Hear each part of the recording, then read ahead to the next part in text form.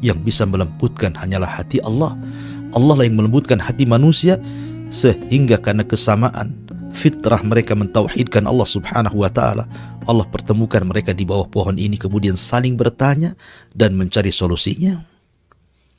Ma'asyiral muslimin, para pemirsa yang dimuliakan Allah subhanahu wa ta'ala, makanya Allah subhanahu wa ta'ala mengatakan, am hasibta anna ashabal kahfi warraqim kanu min ayatina ajab idh awal fityatu ilal kahfi faqalu rabbana atina min ladunka rahmatan wa hayyi' lana min amrina rashada fadarabna ala adhanihim fil kahfi sinina adada thumma ba'athnahum lina'lama ayyul hizbaini ahsa lima labithu amada. Allah subhanahu wa ta'ala berfirman, apakah engkau mengira bahwa orang-orang yang mendiami gua itu dan yang mempunyai rakim itu termasuk tanda-tanda kebesaran kami yang menakjubkan? Ingatlah ketika pemuda-pemuda itu berlindung ke dalam gua, lalu mereka berdoa, ya Allah Tuhan kami, berikanlah rahmat kepada kami dari sisimu dan sempurnakanlah petunjuk yang lurus bagi kami dalam urusan kami. Maka kami tiup telinga mereka di dalam gua itu selama beberapa tahun. Ma'asyiral muslimin yang dimuliakan Allah subhanahu wa ta'ala, ketika anak-anak muda ini berkumpul di bawah pohon, kemudian akhirnya ketahuan bahwa mereka tidak ikut ihtifal perayaan kerajaan. Akhirnya mereka pun ditangkap. Kemudian ditanya, apa gerangan anda tidak mengikuti perayaan raja kami, menyembah berhala-berhala kami?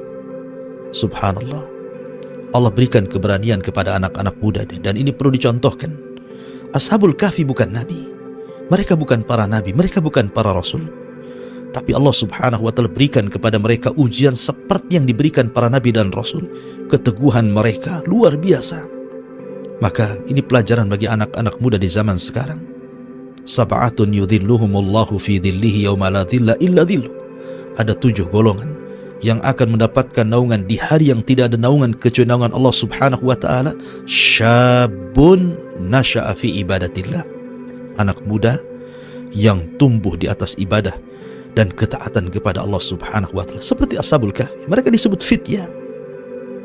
Ashabul Kahfi ketika kemudian dipanggil oleh raja, kemudian ditanya alasannya, maka mereka mengatakan, Rabbuna Rabbus samawati wal ard, lan nad'u min dunihi ilahan laqad kulna idan syatata, haula qaumuna taqadu min dunihi alihatan laula ya'tuna alaihim bisultanin bayyin faman adlamu mimman iftara 'ala Allahi kadziba.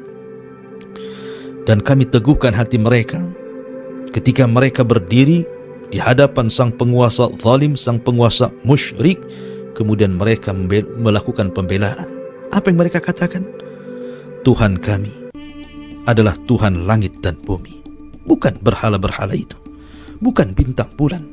Tuhan kami adalah Tuhan langit dan bumi. Kami tidak menyeru Tuhan selain Dia. Sungguh, kalaulah kami berbuat demikian, tentu kami telah mengucapkan perkataan yang sangat jauh dari kebenaran. Mereka itu kaum yang kami telah jadikan Tuhan-Tuhan untuk disembah selain Dia. Mengapa mereka tidak mengemukakan alasan yang jelas tentang kepercayaan mereka? Maka siapakah yang lebih zalim daripada orang yang mengada-adakan kebohongan terhadap Allah? Subhanallah, keberanian anak muda ini mendakwahkan dakwah tauhid di depan penguasa zalim, penguasa musyrik, penguasa kafir. Subhanallah, afdalul jihad kalimatul haq inda sultanil jair.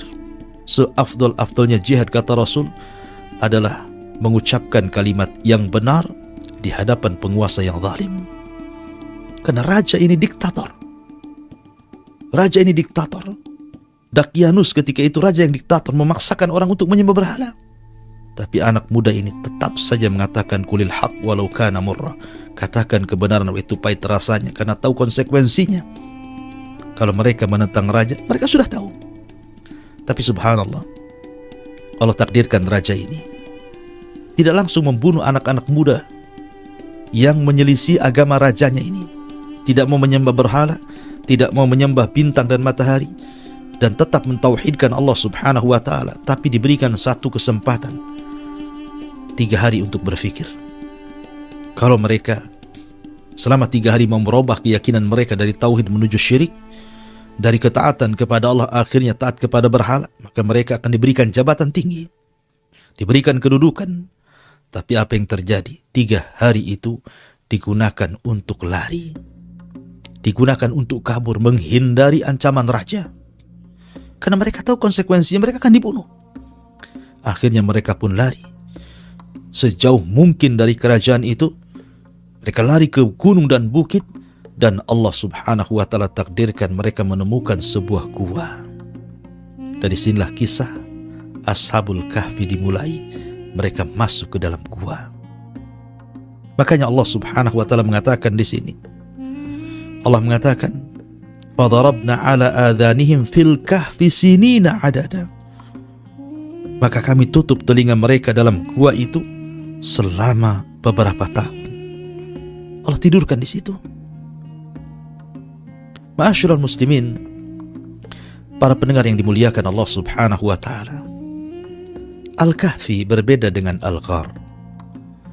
Kalau Nabi SAW ketika tahannut, menyendiri sebelum diangkatnya menjadi Nabi dan Rasul selama 3 tahun, di usia 37 sampai di usia 40 tahun diangkat menjadi Nabi dan Rasul, kemudian masuk ke dalam gua, maka gua yang dipakai Nabi SAW bukan Al-Kahfi tetapi Al-Ghar, maka disebut Ghira Hira, gua Hira, karena memang tidak dalam, hanya lubang kecil.